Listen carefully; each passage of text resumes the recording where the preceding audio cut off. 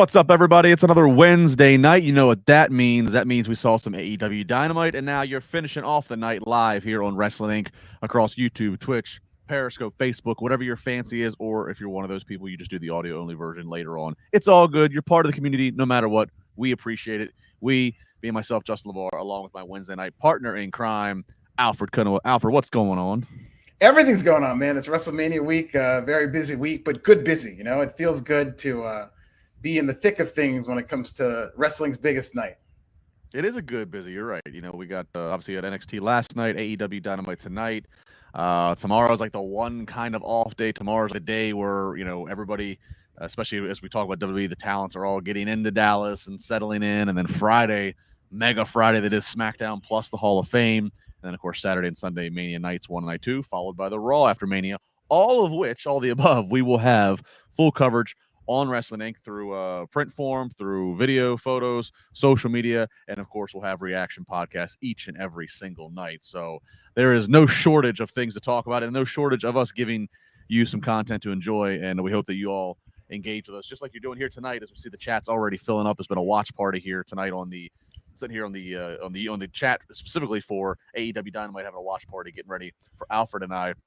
And, of course, Alfred, we will get into Dynamite in a moment, but let's do what we always do. Let's touch on some of the top news headlines, all of which you can read about this and more on Wrestling Inc. And let's start with the piece of WWE news, and that looks like that they are going to go back to Saudi Arabia, which we know they would be as the part of this long-term deal. But they're going to go back this year, reportedly going back to the Kingdom of Saudi Arabia for Tables, Ladders, and Chairs, the big premium live event.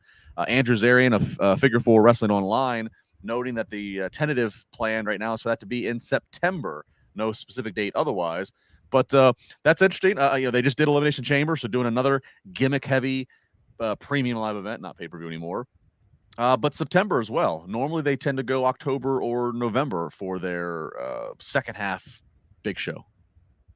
Yeah, and usually this is their last pay-per-view of the year, but they're moving it up a little bit, and I think, you know, we're not going to know by, you know, we don't know what's going to happen between now and September, but it could be an opportunity for Stone Cold to get that bag. Let's see how it goes here at WrestleMania. I know the belief is it's just a one-off. He's just going to do a little bit of wrestling brawl, but Shawn Michaels' comeback match against Triple H was meant to be a one-off. That wasn't even meant to really be a sanctioned match, and it led to the second half renaissance for Shawn Michaels. Now, I'm not saying that's what it's going to lead to for Stone Cold Steve Austin, but if he looks really good at WrestleMania, which I have no reason to believe that he won't, given the reports that I've heard, and September is several months away, for one night, who knows if Austin would come back for that match. Roman Reigns didn't mention Stone Cold on TV this week, which I thought was very interesting. So we'll see what that pay-per-view has to offer. Well, and there's potentially several checkpoints, even leading up to that, where Austin could get paid again if he wants. Mm-hmm. Now, mind you, Saudi is a unique situation. It is what they will call in the business a paid show, which means the Saudi Arabia is paying WWE a flat fee up front. It's up to Saudi Arabia to make their money back through ticket sales and whatever on-site revenue. So, you know, in that regard, WWE knows exactly what they're playing. I don't want to say house money, but essentially it's kind of, they know exactly what they have and what they want to use for this show. So that obviously is a payday. But looking prior to that, you know, if that's September, there's been a heavy rumor that probably the same weekend as All Out, Labor Day weekend, that might be when WWE returns to the UK for the long-awaited, 20 years long-awaited, you know, premium live event over in the UK. And this is also, you know, 30 years, it'll be almost 30 years exactly to when they did SummerSlam 92 at Wembley Stadium. And then prior to that, you have the unique SummerSlam at the end of July. And at the beginning of July is Money in the Bank. So major shows. These are not just WrestleMania backlashes and in the second tier, Alfred. There are some major shows coming up in the summertime that you need to populate with big names and big attractions. But again, that could be potential paydays for names like Austin. Yeah, 100%. And in a short period of time, a lot of travel. Saudi Arabia in the South and Tennessee for SummerSlam, on the West Coast for Money in the Bank in Vegas. So do not feel sorry for those wrestlers having to travel all that mileage in a short time. Well, hey, look, they got a year and a half in the Thunderdome. It's time to stretch those travel legs again. Yeah, they're antsy. Yeah, right. Joe to go, Belinsky. Justin, are you a Nationals fan? 28-4 loss today. Wow.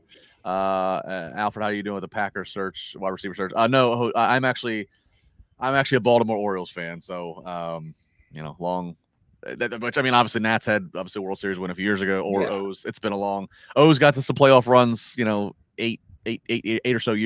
years ago, which is fun, but they just can't ever compete against Boston and New York.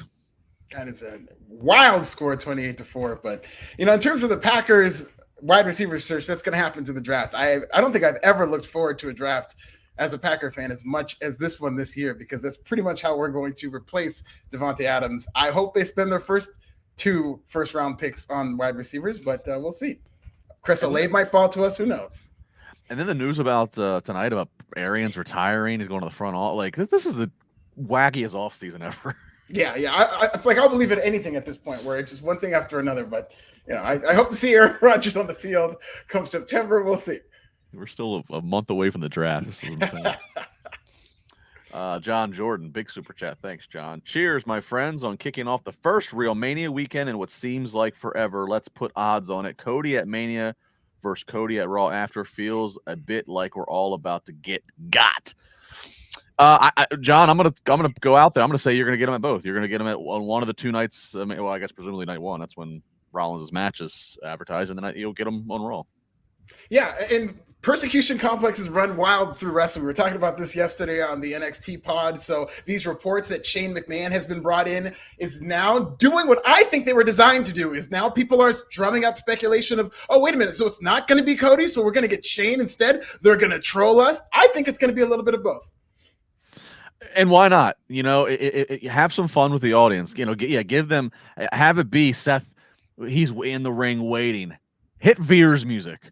Do some things to, hit Shane's, and let it grow. I mean, I think absolutely. Don't, you could just be straightforward and just cut to whatever music Cody's going to use and a graphic that says Cody, and the place is going to pop like crazy. But I think it's going to make it even better and even, obviously more enjoyable of a moment if you layer it. So yeah, this is, you know what? And I'll go on the limb here and say this: start Mania with it. Sure. They always start Mania with these big shows. It is as important how you start it as how you end it. 100%. Your most important 2 matches are the match that starts the show and the match that ends the show. I'd have no problem with them starting this match. And that comment about Veer, I will say, I might be in the minority. If they play Veer's music and they give me Cody Rhodes, I would be furious. I would consider that trolling me. Look at that face. Look at that face. I can't wait for Veer on April 4th. I will say I am super excited for the stupendous Mania. I mean, I was excited last year. They had the fans back, which obviously was a huge breath of fresh air. But even then, I was like, all right, it's going to be great to have the fans, but we knew that they were still going to go back to a Thunderdome situation for a few more months. Obviously, the year prior was, nobody knew what to make of the world. So this really does feel like, and obviously, the Austin thing here. How do you not get jacked for that? They've done a good job, and the Raw rating was massive last night, considering what they've done, what they did last year, considering what they did weeks prior. So there is some excitement. I think they've succeeded with this WrestleMania build. I think so too. Speaking of Seth Rollins, he doing a lot of the media like much of WWE's doing as they get closer here and hyping up Mania. But I asked about a lot of things. He did this interview with the Sports Media podcast with Richard Deitch. I forgot that one, right? And it talked about different things. Talked about Moxley. Talked about just the state of WWE. But one thing that really stuck out from this conversation is talking about the AEW referencing WWE on their programming.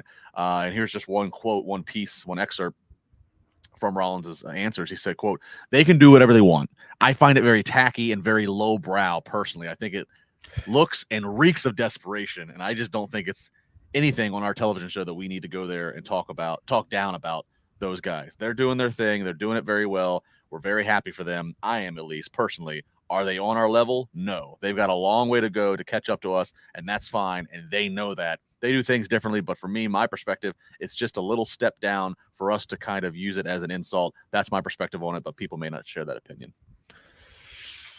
Saying like it is. Wow. Yeah. Hey, that's what he thinks or what he feels. Who knows whether or not that's how he's really thinking or feeling, and who cares?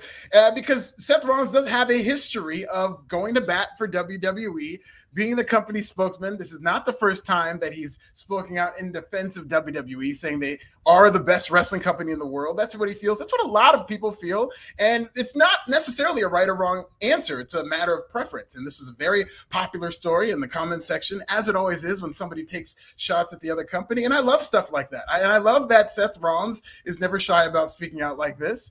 It's very interesting that concept, because I do believe that it is a little bit lowbrow for them to constantly be referencing WWE, but I don't have a problem with it. I think that it does get the job done in terms of making a reaction, in terms of getting people talking about it. But I could see how WWE could look at that and kind of thumb their nose at AEW using them for clout.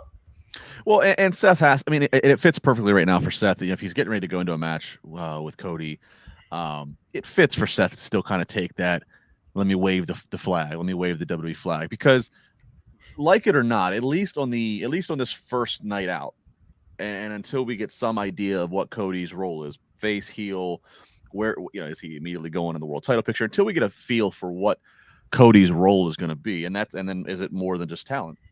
He's going to be perceived as the guy coming back in from the other company, unless he shows up at WrestleMania with his nightmare tattoo on this side and a WWE logo on this side. It's gonna be perceived as a, whether they want it or not, a WWE versus an AEW kind of match. So it fits that Seth would say something like this, and he probably does have some belief to it.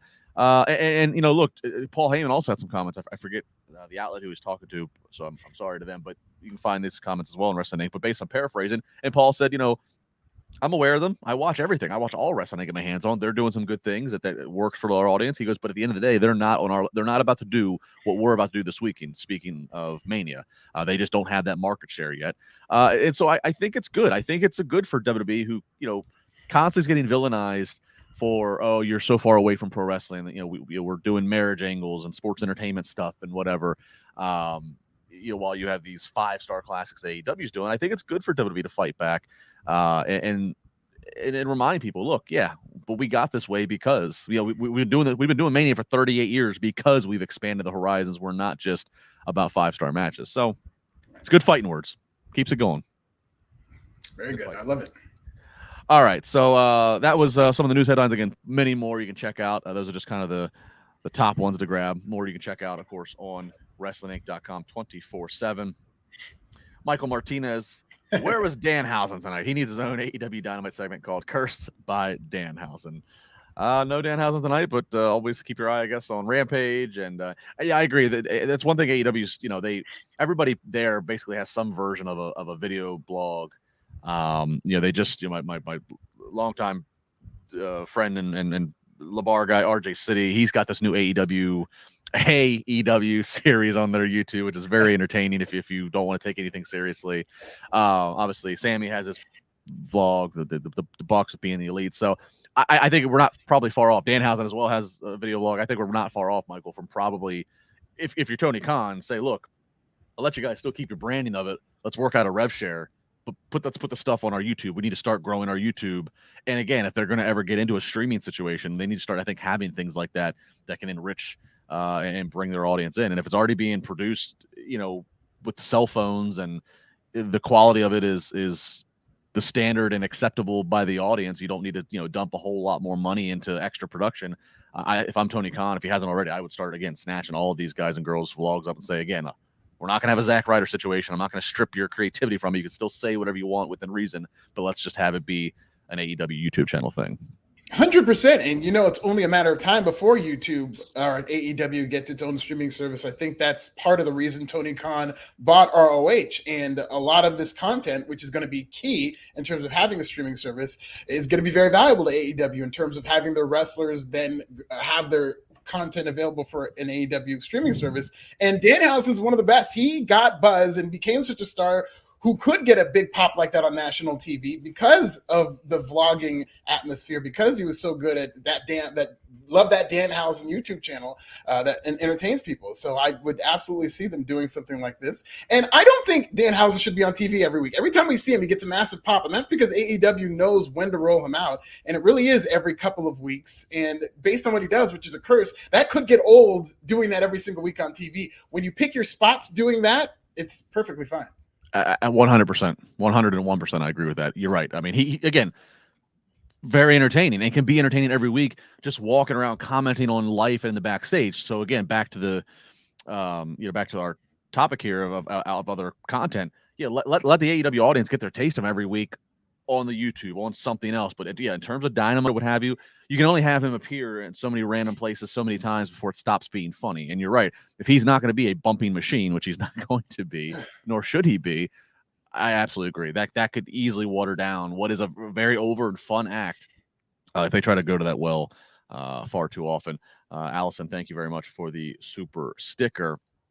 If we're talking about super, let's talk real quick about our wonderful sponsor, Manscaped, because they are the super groomers, I guess is what we can call them. The super groomers is what I'm going to go ahead and call them. That's right, manscaped.com. You've heard about it. We've talked about it. We're always hooking you up for being loyal viewers and listeners of this podcast. You save 20% plus get free shipping when you go to manscaped.com and use the code WINC20, because Manscaped, they are going above the waist now. They are expanding their horizons. Not just the private parts, but they're going to level up with hygiene routine with your favorite manly scent. They're going to make sure they got you taken care of with the new all-in-one skin and hair kit for the everyday man, covering you head to toe, literally.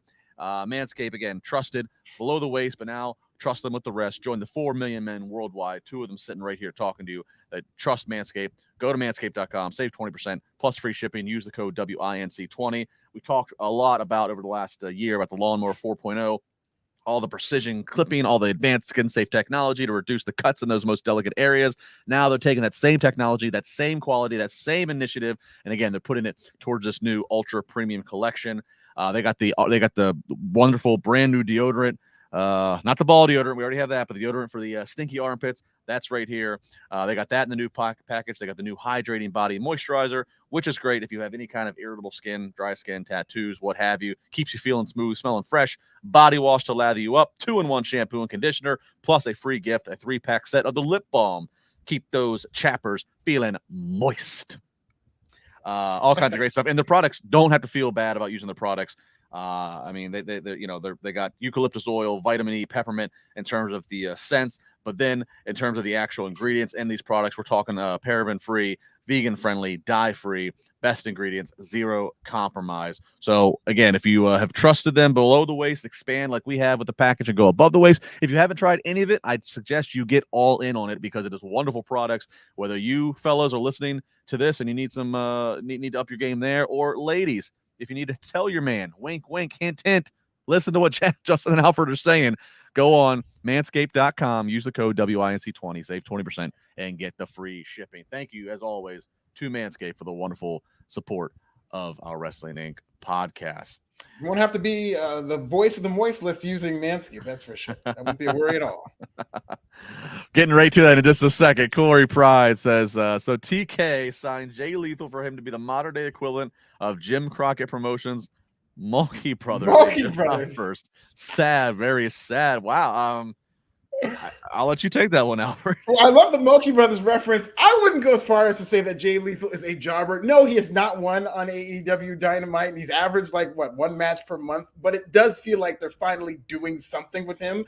If you listen to the crowd reaction, it doesn't matter who he's in there with, whether it's Adam Cole, whether it's Moxley. He's in there with their top stars, and we're still hearing these split reactions where people are really behind him. I thought tonight's match, which we'll get into, was a very, very great match. I loved his match with Adam Cole, and they're clearly leading to something where he's either going to be a losing streak storyline, or he'll be a face of ROH, and maybe they'll do an invasion angle or something. But I think they're finally getting around to doing something with Jay Lethal, which I like. Yeah, we will get to the Lethal's match here in a bit. Rich Antonio, was this the most excited JR has been in a while? AEW has evolved from the flips and the indie guys to matches like we saw tonight with FTR and Lethal. I mean, I don't know about you. I didn't really notice JR being necessarily more excited. He's always enthusiastic about what he finds entertaining, but I did at points, again, find him like just pointing things out that is just Jim Ross pointing things out, whether it's to the benefit of AEW or not. He kind of says what's on his mind, which, I mean, at this point in his career, who's going to tell him different? Yeah, and that's what I love about Jim Ross. He's pretty much, if you put a viewer into the booth, he's that inner conscience of what the viewer is probably thinking at home. And I think that's by design. And with JR, stylistically, I know that he claims he never knows what's coming up. The famous example is that Hell in a Cell bump, which is his most famous call. He did not know that Mick Foley was going to fall from the cage to the table. That's what he says. You can choose to believe him. But I do believe that concept that it'll be a lot fresher to him if he just calls it right there in the moment. And because of that, it's also easier for him to relate to the viewer because a lot of what he says are things that I'm literally thinking in that moment. Well, we were all thinking, I tweeted Alfred on Sunday, how long is it going to take to get a Will Smith reference into AEW Dynamite? Wouldn't you know, it's the first promo out the gate as we have CM Punk hitting the ring, getting set for his challenge against Max Caster, immediately going right to the Will Smith references. He drops some Will Smith references. He drops CM Punk's movies the only way he's going to sleep. Talks about Hunter Biden. Makes a comment about Punk's teeth and some drug paraphernalia there. Also makes a reference to Punk pooping his pants, which of course is a famous Punk WWE story. So Max Caster coming out, guns ablaze, and an even commentary right then again, kind of like having a viewer in the booth. They immediately said, well, we wondered how long it would be until Will Smith was referenced. Shout out to, did you see the sign ringside to Will Smith Blackpool the Blackpool Combat Club? He's part of it now. I didn't see that. I did see one that said signed Fresh Prince, so it was still in the consciousness. I thought that this is I love the rap as a whole, and it just seemed like Max Caster cast it aside in terms of the Will Smith reference. He just got it out of the way, and then he went into these Hunter Biden bars and the moist voice of the moistless bars. So, it was a very tame Will Smith reference, which tells me he's probably getting slapped because that's what Will Smith slaps over is tame jokes. So Max Caster needs to be very careful and watch his back. But I thought this was a good freestyle, and I like what he did here. Yeah, we're seeing Caster every week, and rightfully so. He's entertaining. He gets a reaction. Beyond that, he just looks good. I haven't commented, but I was just kind of looking for a minute tonight. I was like, man, this dude looks good. Like he's got he's built. He's not long and lengthy. He's got some muscle on him. I like the tights. I always appreciate old-fashioned tights with old-fashioned wrestling boots. Yeah. I know for some guys and girls, their style or their build that they go the kick pad route or whatever, but he's got just an old-fashioned good look. He clearly knows exactly who he is and the gimmick, and again, the icons on the tights kind of reflect that. So I just want to give a shout. I think Max Caster really, he's maybe for me personally, one of the best surprises and best finds in AEW's young lifespan so far for me. Yeah, they really need to be building around both members of the Acclaim to a degree, whether it's as a tag team or I think I see both of them having very successful singles career. Well, the other one is he's a little banged up right now. Is that right? He's hurt right now. So they expected him to be back now, but I think it's taking a little longer than they thought. Yeah. Which I mean, but I guess if you're him, I guess at least your tag team partners on a roll singles wise, so you can still get out there and it keeps your faces and names relevant. And you're not just sitting on the sidelines. That's one of the biggest things about being a tag team is if one of you gets hurt, that puts the whole thing in jeopardy, which sucks. All right, so yeah, competitive fun match here between these two. This certainly was not a one-sided affair in any regard. Match is going to end here with a pile driver that's then going to pile driver tombstone, as I even said, tombstone. That's then going to be transitioned into an Anaconda Vice by Punk. Alfred, it feels like we're talking about Punk every week. It feels like he's doing a lot of the Anaconda Vice again, a lot of submission, and it got me wondering, like, is this consciously happening? Like, are we moving towards an I Quit in the future somewhere? Or like, I mean, it just kind of shocked me he's using submission as much as he is. They're definitely doing this on purpose. Commentary made sure to bring this up because I hadn't even noticed that he'd been winning all of his matches with submissions recently until Excalibur said something. And then I thought about it. It's like, oh yeah, he has. And the fact that they want me to know that means they're telling a story, especially here in AEW, which does do long-term storytelling. And I do think that whether it's an I Quit match, whether it's a match where they tell him that he can't use the Anaconda Vice, something's going to happen with this submission hold in his world title match, I think. And he, and we mentioned world title, so he gets on the mic after the match, and he talks about how Tony Schiavone asks him, "What's this whole putting the hands around the waist?" And Punk says, he calls to the crowd. Everybody knows he wants that world title. He wants that AEW world title, and he says he's gonna have more gray hair, he's gonna have more scars, and he will be champion. All that will happen before his time is done in AEW. So he says he doesn't know if it's gonna be Adam Cole, he doesn't know if it's gonna be Hangman Page, but he's clearly calling his shot that after that affair winds down, that he is the next man to challenge for the AEW world title. So we kind of speculated last week, what exactly is it going to do? What's the timetable? Is there still business with MJF that pushes it off? Which could still be the case. But right now, CM Punk is saying he's the number one contender after Cole and Page.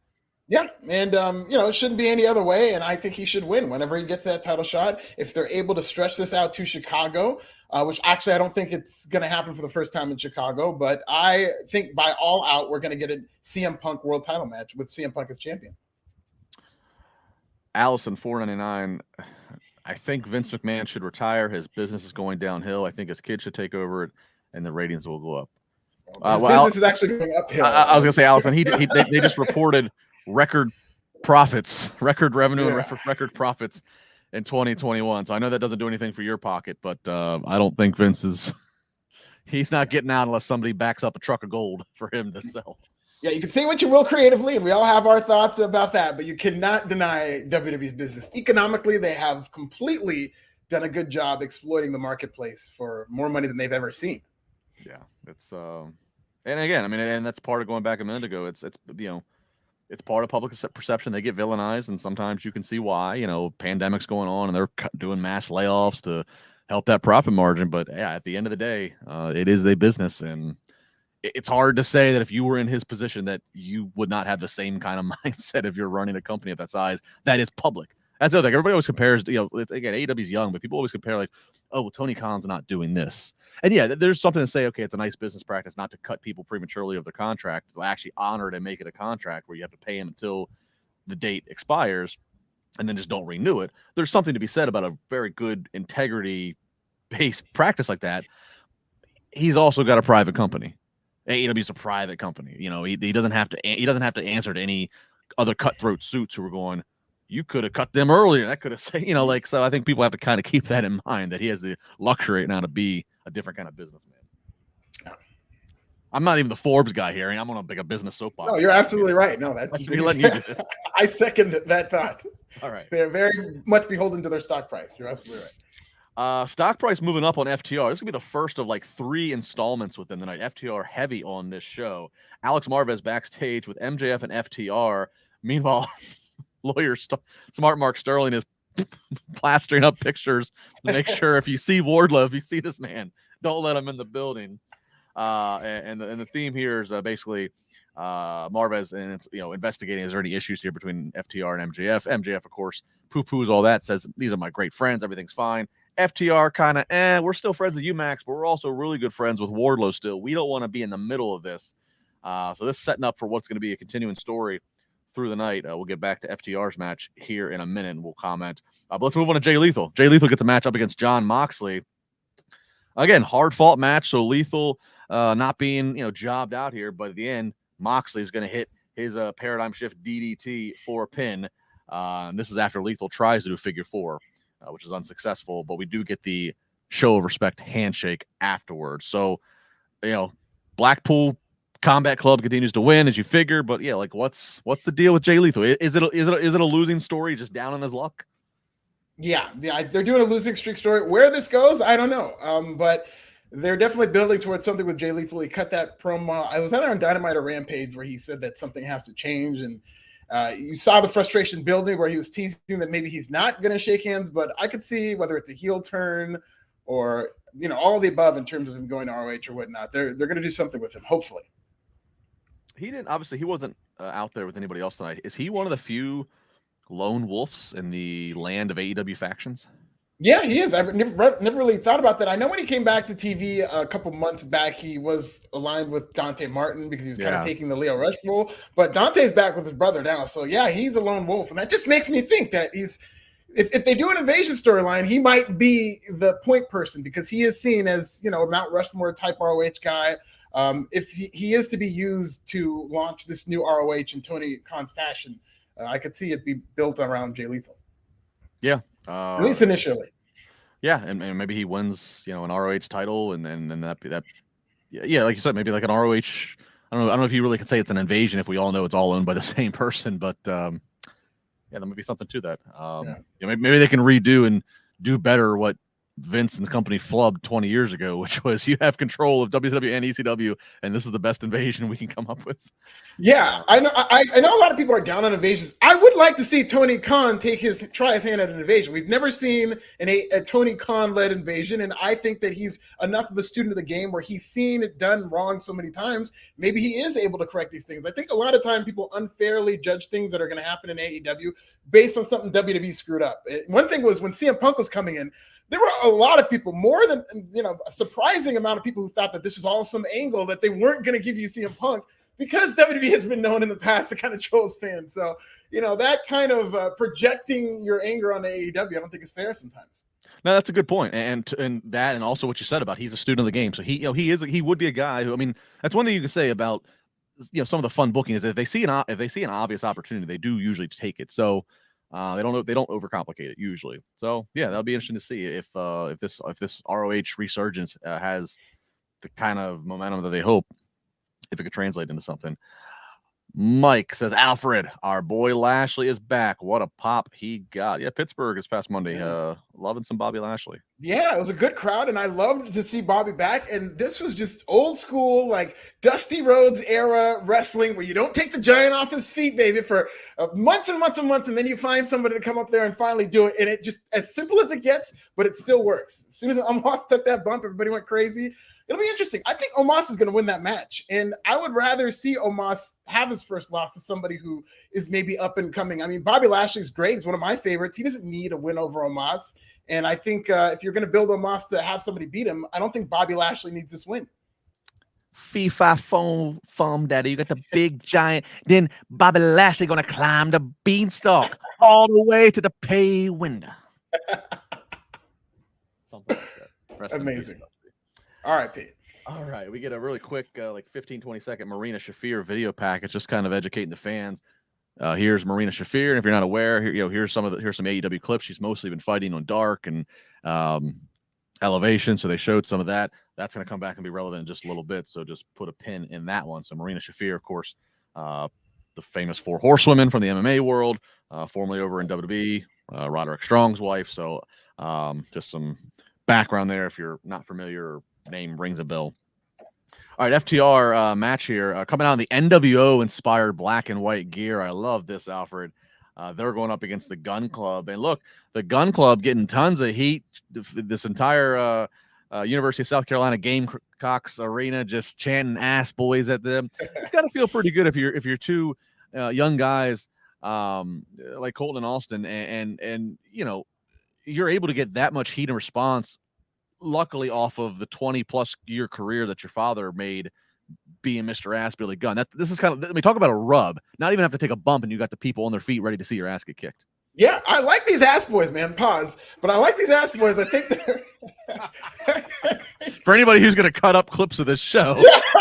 You include the pause, damn it. I paused that. For anybody who's running for office opposite of Alfred and wants to put out the smear campaign commercial. In 2022, Alfred Konuwa admitted. No, I do, though. I think they're very good. I agree with what you said in terms of them. The legacy of their father is definitely helping them. But them, too, they're also very entertaining to watch. I really like their theme music. I like their presentation. They've really been working on their whole presentation over the past year or so, because I'll remember I would see them on AEW Dark here and there, just kind of working it out. And there was nothing there yet. There was a little bit of a spark, but nothing there yet. But I do feel it's starting to come together. And I think working with MJF, if they are to replace FTR as MJF's new kind of henchman as a tag team, that would be perfect for them. Yeah, so this was there was a lot going on here. So we'll try to keep track of everything that's moving. So we got this match, very entertaining. Of course, Billy Gunn's on the outside. At one point he's going to make himself his presence felt. MJF's on commentary. He's on commentary now. FTR's position and for everything from the corner that they're standing in to the way the audience is reacting. They're the baby faces in this, right? And MJF is trying to speak positive about them, and we're all on the same page. Putting over their friendship. Like I said, Billy Gunn, he's at one point, he's going to nail Cash Wheeler. MJF starts screaming about how Aubrey is the worst referee in the history of wrestling. She's a referee, which, just pause on that. I was kind of like, we've talked about the referees. We talked about, Jim Ross specifically will make mention of, ref, you got to get control of this or whatever. I was just like, man, like MJF, who, we're coming off the reports of, maybe him doing a recent interview that wasn't cleared by, Tony Khan, and talking about how he's open for business at WWE. I just had a moment of like, this is interesting, given those reports. And then just days later, we're letting MJF sit out there on commentary with a live mic. Yeah, he's still kind of shooting. But yeah, no, very interesting, because now you're kind of forced to think in that mode in terms of, oh man, like, did they clear that with Tony Khan? So. Right. So we got several near falls here of the Gun Club looking like they might actually steal one. And then in the midst of all that, we cut to the concession stand, and Wardlow is breaking into the building, and one by one, he is leveling AEW security, even power bombs one that doesn't even break the table. They just bounce off of it. That always looks painful. He's going to make it all the way down to the floor level of the arena before just too many security guards for him to outnumber, and they are going to, forcefully shove him out of the arena, all the while he's pointing down and screaming at MJF, who's on the stage doing commentary. This was well done. No point. For a moment, I thought, okay, are we going to get a couple weeks of Wardlow, off TV, being quiet, whatever? And I'm glad we saw this because logic would say, why would he sit around and wait? He knows what arena there's going to be, and of course he's going to try to break in. That should be the running theme for a couple of weeks. And I like the way they did. I liked him having him opposite Alfred, the arena, so you had as much space that he had to close. It was plenty of room for him to knock people around all the way going through the concession. I thought this was a great little jolt in the middle of this already entertaining segment match. Yeah, it was like an action sequence, and people were here for it. I really liked it. I love how they've gone meta with this storyline with Wardlow, because it's also a commentary and a bit of a parody on how WWE treats people when they are persona non grata, where MJF has banned any reference of Wardlow's name on television. Those signs is something WWE does do. I believe it was WrestleMania last year, where I think it was Hulk Hogan and Scott Steiner had an issue, and Hulk Hogan requested that Scott Steiner not be let in the building, and there were those signs around with that kind of went viral of he's not allowed to be in the building. So that's what that made me think of. But I really do like that meta angle of how they're booking Wardlow right now. I didn't really think of that from that perspective, but you're totally on the nose with it.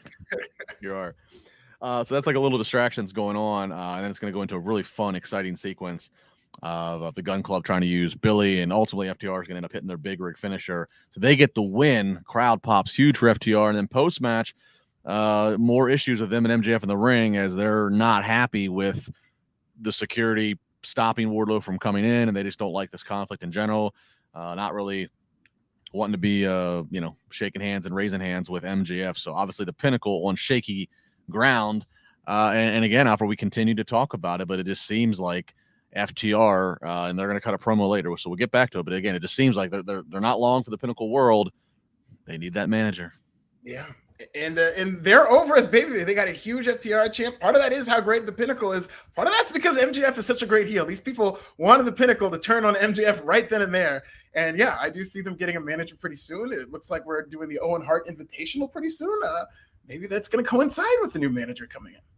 Yeah, and this definitely feels like, this feels like, okay, this is finally what we've been waiting for. FTR was super over at NXT. Yeah, they go to RAW or SmackDown. The footing and positioning never really holds or makes sense or whatever. They're done there. And then even for a time, and then coming over to AEW. Granted, again, it was during the pandemic and Daly's place and empty arenas.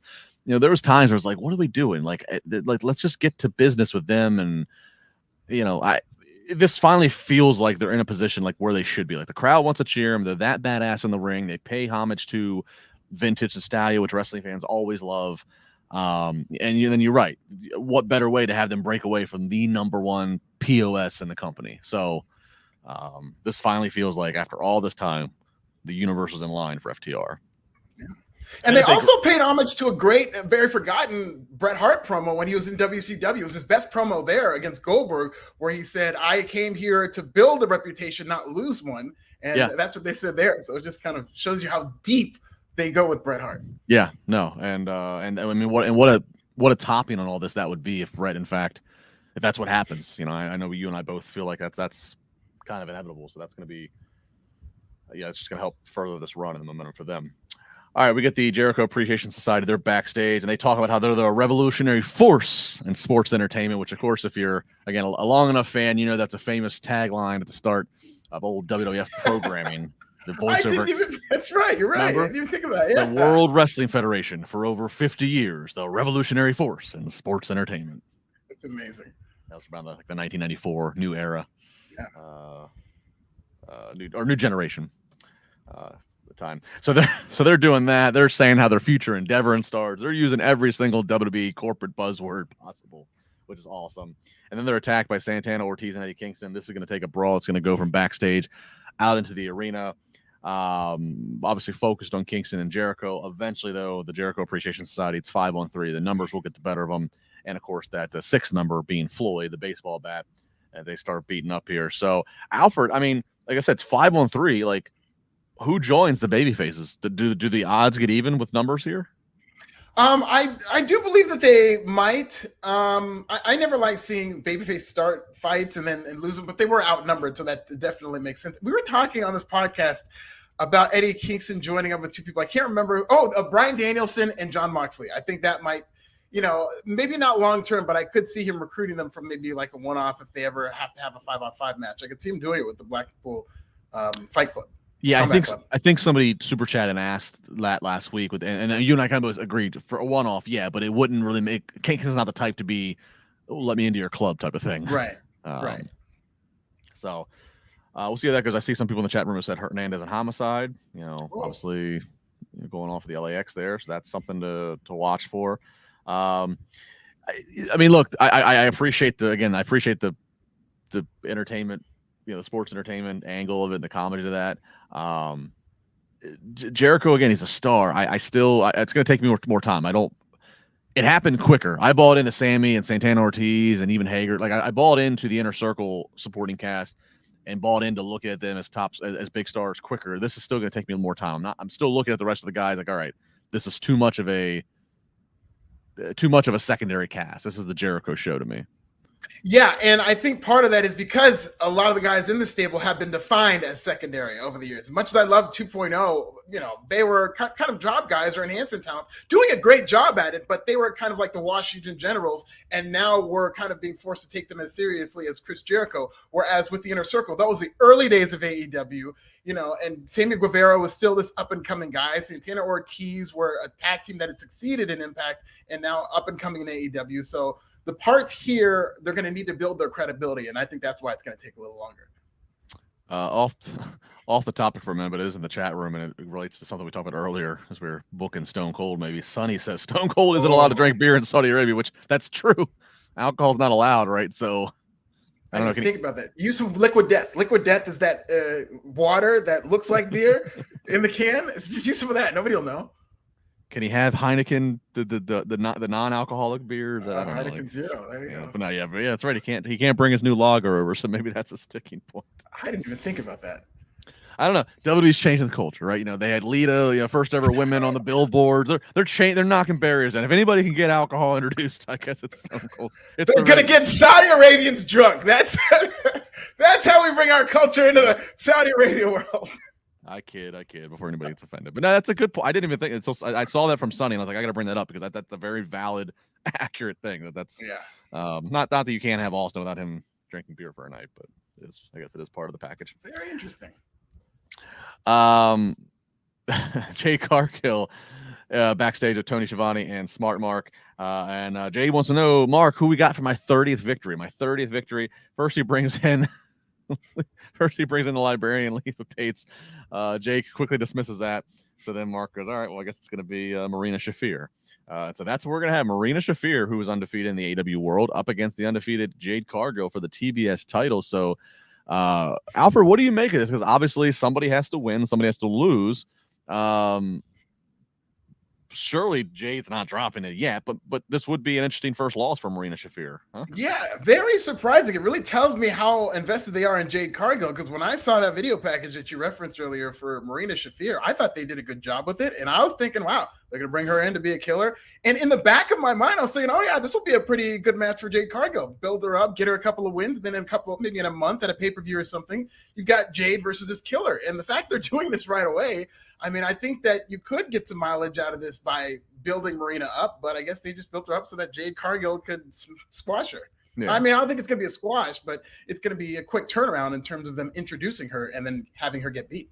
Yeah, and my surprise to it is because this would be the first time if this happened on a Dynamite, this would be the first time Marina's going to lose on her first time at Dynamite. So it's just granted she's losing to Jade Cargill, who's got the rocket strapped to her, but so that was an interesting announcement. Did they give us a date, or is it next week? I think it's next week. That's what I assume, but I don't think they gave us a date. I didn't hear a date. Okay. And if anybody in the chat room has better remembering of that, hit us up.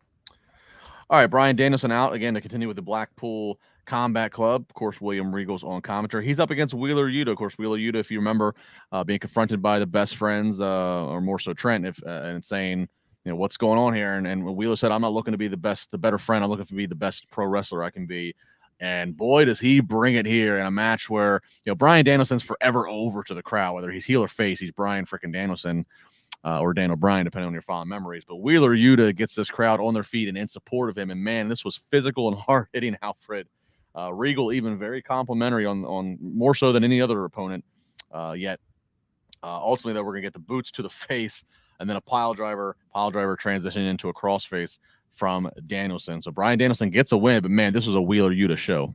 It really was. And part of this, you've got to give it up for Bryan Danielson, because you know that, like you said, he's going to be over with this crowd. There's going to be built-in support for him. And they were chanting for Wheeler Yuta. And it wasn't just this token thing. It was these fans actually legitimately wanted him to win this match. By the end of the match, when Bryan Danielson delivered that Psycho knee, the crowd was like deflated. It wasn't like a big pop for the big knee that they saw.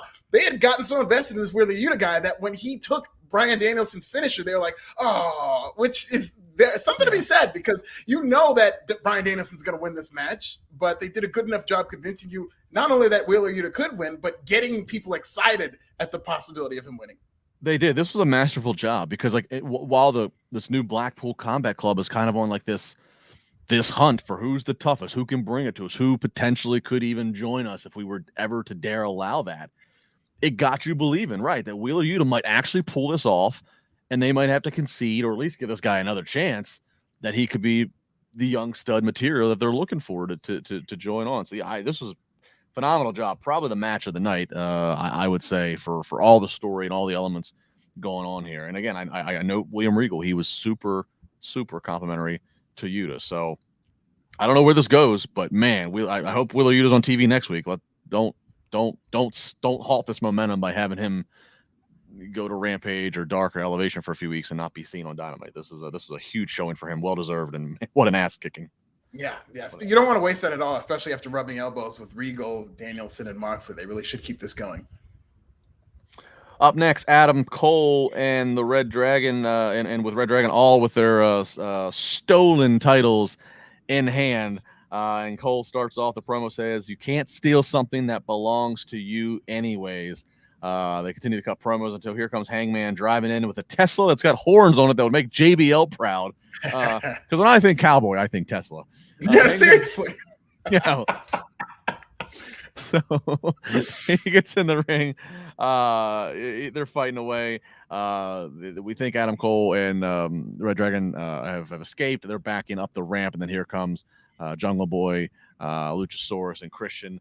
They get him back in the ring. Some more boom, boom, boom, and eventually the babyfaces will reclaim their title belts of possession. So continuing the feud here, again, as we know, Adam Cole versus Hangman Page. That is, again, that match is going to happen again. Don't know yet when. But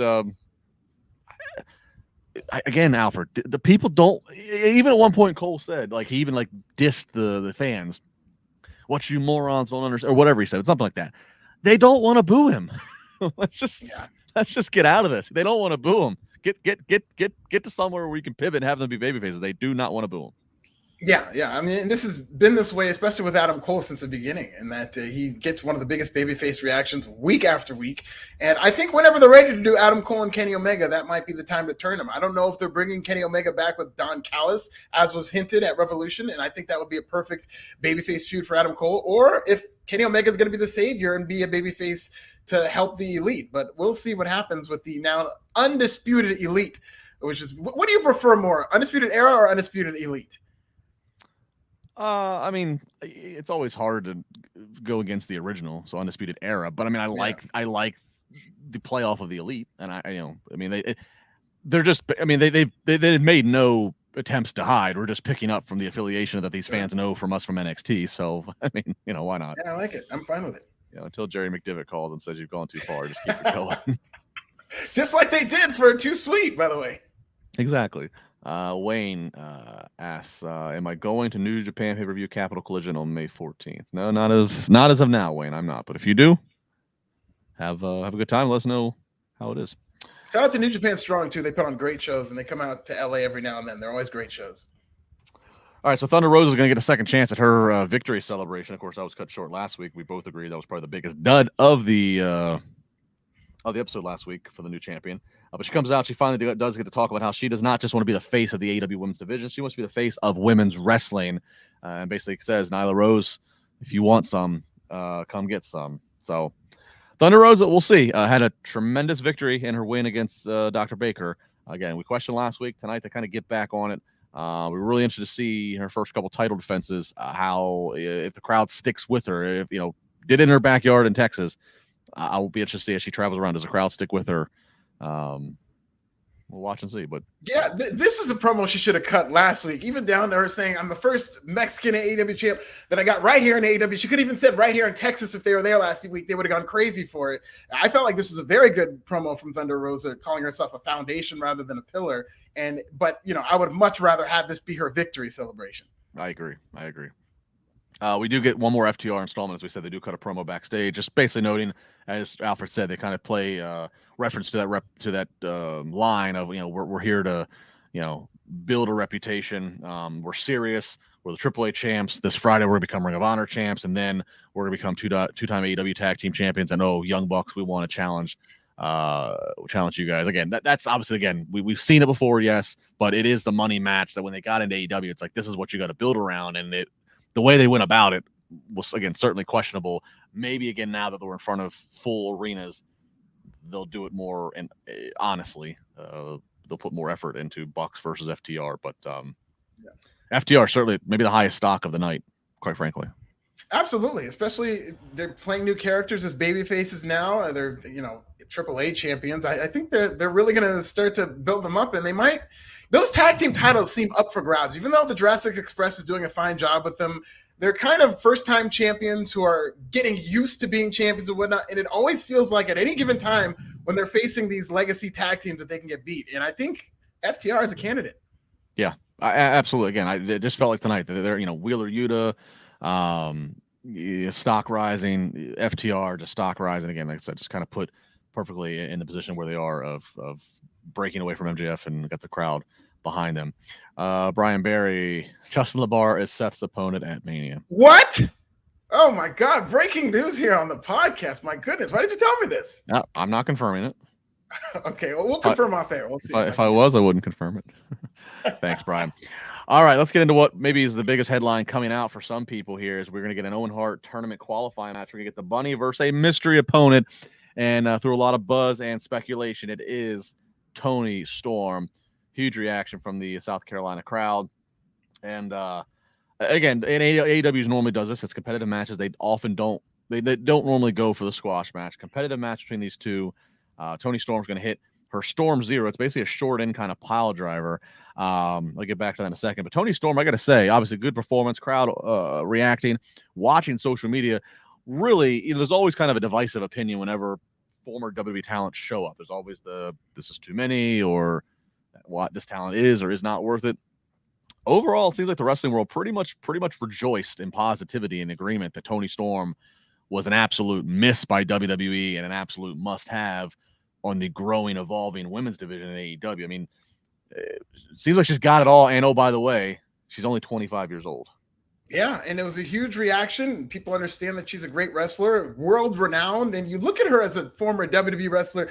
I don't think she's on the WWE roster for long enough to be considered a former WWE person. I think that big pop she got was because of the name she built around the world, in NXT UK, which is where she spent a lot of her time, and, Stardom. So I think she's done a good job building her name, and now coming to AEW, which focuses on professional wrestling, is a perfect place for her. I just like that pro wrestling is now starting to mimic real sports, where all these top wrestlers are forcing their way out of their contract to go to AEW, with Jeff Hardy running through the crowd and somehow getting released, and Toni Storm was able to get released. It's what Mustafa Ali is trying to do. So we're really mimicking the kind of James Harden era of sports now in professional wrestling. Brian says, I think half the cheers were for her OnlyFans. Oh, wow. Come on. I'm sure that's a bonus for those who go down that subscription wormhole. But yeah, I think Alfred's right. I mean, obviously, yeah, most recently, notably in NXT and WWE, but certainly she grabbed a lot of attention internationally before being picked up by NXT, which was thought to be, okay, this is an excellent acquisition by the Triple H regime of NXT. But of course, that is no more. So Toni Storm, it is amazing. That was, again, the weakest spot for AEW in the launch was they just didn't have a lot to pick from in depth. with the women, and now that is totally kind of flipped as more and more women have just become available through WWE's mass departures, and that is the depth has just totally changed from what it was even just 8 months ago. Yeah, if and when Ember Moon comes in, which I think might be during this invitational, it's like AEW really now has no excuses for why these women in this women's division should be a top tier division. They've got 2 titles in this division. You've got Ruby Soho, Britt Baker, Jade Cargill, who's come along as a big star. They've got a lot of building blocks to build around now with this women's division. And I think this time a year ago, when a lot of people were complaining about the AEW women's division, I did sympathize with the fact that they hadn't quite had those pieces yet. But now I think they do in spades. Yeah, and you mentioned Ember Moon. That's another story you can read about on WrestlingInc.com. Fightful Select reporting that obviously there are free agents. Toni Storm was a free agent, now no longer, but people that AEW are looking at, and another one is Athena, frequently known as Ember Moon. She's rumored potentially to sign with AEW, but it's still nothing official, at least not on TV, at least. She was released from her contract on November 4th, so she became a free agent early February with a 90-day non-compete expiring. So, yeah, it's just a huge watch. I mean, they're right now for the men and women of who AEW still has room for to continue to sign as we watch there. I will say, though, I wanted to bring this up too, Bill, because I noted it. This is one thing I have to say that bothered me about AEW tonight. And I noted the finisher of all time. We got 3 pile drivers tonight that were all either the finish or the move that transitioned into the finish. You know, we got it with CM Punk, we got it with Bryan Danielson, and then we got it here with Toni Storm. And like, I know some people might say, what's that matter? I think it does matter. That's a redundancy thing. That's a quality control thing that needs to be. You have this awesome roster that has an arsenal of moves that are so wide, and you know we haven't really heard of any major restrictions like we hear in WWE, like, oh, don't use the pile driver, or don't do this or whatever. So you have this vast open creativity, a toolbox to use. Why that this shouldn't happen? And we also got, oh, by the way, because I'm going to get it to in the main event, we got 2 DDTs that were used as finishers tonight. Like, that kind of bugs me. It does. Yeah, and it should. In addition to the great roster that they've got, they have great minds too in terms of wrestling producers. They've got the Dean Malenkos of the world, the Dustin Rhodes of the world, and QT Marshall even, who really, as producers, should know this is just basic stuff. This is why you have agents to help the wrestlers work out their matches so that they can coordinate with one another, so that you don't see all this repetitiveness. Yeah, it's again, just communication, just something simple. So. All right, up next, we get the main event. It's Andrade versus Darby Allin. Darby, 58-19-1. I don't know, but he's got to be up there in terms of an AEW competitor who's had the most matches. Yeah. That's a huge record. Wasn't he? Oh, no, that was Jungle Boy was the first one to 50 wins. But yeah, no, he's up there as well. 58-19-1. So he comes out, Sting and him give a fist bump at the ramp, but Sting is going to go to the back, as does with Andrade Jose, the assistant. So it seems like we're going to have just a straight one-on-one, but we don't even get the match for a while, or at least the bell ringing. It starts hot outside with Andrade jumping over the top to Darby and then beating him up with a skateboard, and then they are just into the timekeeper's table, just bumping all around the ring. I don't know however many minutes it was till finally we get in the ring for the match. And then the match is pretty much just Darby just bumping around, getting tossed around, commentary noting the size difference of Andrade being much bigger than him. Finally, though, we are going to get a case where it looks like we get the crucifix from the top from Darby, which looked insane. A crucifix that then transitioned into an armbar. Jose, the assistant's trying to come out. He gets attacked from behind by Sting. Here comes Butcher and the Blade. They're attacking Sting. It's an all-out kind of craziness. Andrade, though, he's going to hit his version of the DDT and get the win. 1, 2, 3. Post-match, though, again, heels look like they're up. Hardy's music hits. Of course, they're from neighboring North Carolina. Get the huge backyard pop. So we end the crowd happy. Hardys are going to be in a tables match next week on Wednesday, so that's cool to promote. But I want to go back, Alfred, to Andrade winning. I was hoping that would happen, but the way the match was going, I'm like, oh, this just spells Darby getting his ass kicked, and then he just comes up for one quick pop-up victory. I'm really glad they gave this one to Andrade. Me too. This is his biggest AEW win. It kind of makes me think back to the match they had at Revolution, which is like a 6-man match, which is actually a very good match. But I was thinking at the time, this really should be one-on-one, Darby versus Andrade. And they kind of missed that. So it's good he got this win. I feel like they kind of stepped on it by having the Hardys immediately come out. I think the way they've been telling the story between Darby Allin and Andrade hasn't really got me too excited for their matches. But when they do have those matches, they've been incredible. They've had incredible chemistry in the ring together. And this is another I thought was a really good main event. And I'm glad Andrade won. He's finally kind of starting to come into his own, I think. Yeah, because I look at the flip side. Had Andrade not won it really would have been all right. What are we doing here? Right. Like, what are we doing? We kind of had this whole struggle with he and Matt Hardy, and then Jeff gets released, so it totally kind of becomes a booking gift, at least for the Hardys and for the babyface side of things. Had Andrade lost tonight, I just would have kind of thrown my hands up and said, "What are you doing? What's the point at this point?" So, good win by Andrade, and again, these Andrade's group, and then obviously Hardy's and this de facto alliance with Darby and Sting, getting more miles out of it, which I like. So that was Dynamite tonight, as that'll be pretty much the last of the top AEW headlines for the week as we get moving into all WWE mode with SmackDown Hall of Fame and WrestleMania coming this week. Again, big thanks to everybody who's been part of the chat tonight live, all of you who are going to check out this video on whatever platform after the fact. Again, YouTube, Twitch, Periscope, Facebook, or if you just want the audio-only version, again, Apple Podcast, Spotify, Audio Boom, whatever your audio fancy is, you can get it. Just hit subscribe, tell a friend, leave a comment, do all those good things. Alfred, I know you got a busy week like all of us. What's coming up that you can promote for us? Everything's coming up.